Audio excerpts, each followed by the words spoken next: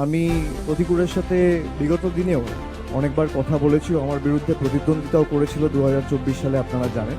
ওর বাড়ি ডায়মন্ড হারবার 1 নম্বর ব্লকের বাসুলডাঙ্গা বলে একটা গ্রাম পঞ্চায়েত আছে, সেখানে। তো আমি দীর্ঘদিন ধরে ওকে দেখেছি, ওর কথা শুনেছি, সামনাসামনি আমার কোনোদিন দেখা হয়নি। এবং সিপিএম দলে যে কজন, বিশেষ করে এই প্রজন্মের যারা প্রতিনিধিরা লড়াই করছেন, আমি লড়াই করছেন কথাটা অত্যন্ত সচেতনভাবে ব্যবহার করছি। তার কারণ যেটুকু মিছিল মিটিং হয় এদেরকেই দেখা যায়, বাকি তো সিপিএম খালি টিভির পর্দায় রয়েছে আর সোশ্যাল মিডিয়ায় যত বিপ্লব।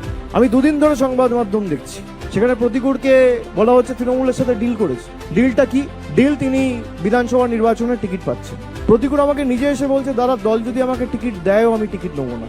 আপনি একটা ছেলেকে জানেন না, আপনার সাথে যে এতদিন ধরে দল করলো তাকে আপনি চেনেনই না। আপনি তাকে আগেই ঘোষণা করে দিলেন যে সে বেঈমান, সে গদ্দার।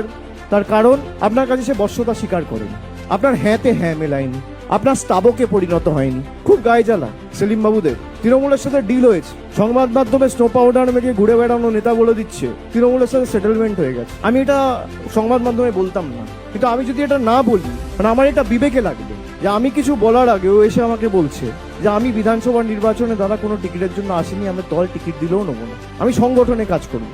আজকালকার দিনে কজনকে পাওয়া যাবে যার রাজনীতিতে কোনো চাওয়া পাওয়া নেই? রাজনৈতিক কর্মী সমর্থক প্রত্যেক দলেরই থাকে, কিন্তু ভালো কর্মী আপনি কোথায় পাবেন?